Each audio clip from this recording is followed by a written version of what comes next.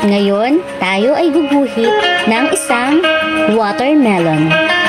Ang watermelon sa Tagalog ay pakwan.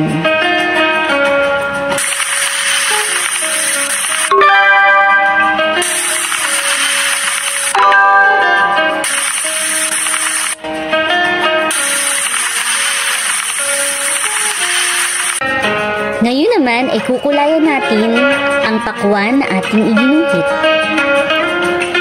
Ano ang kulay ng loob ng pakwan? Pula.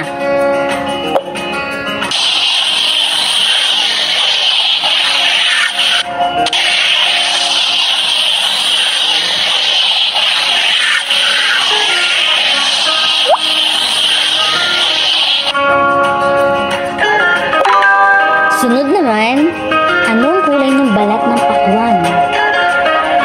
Berde.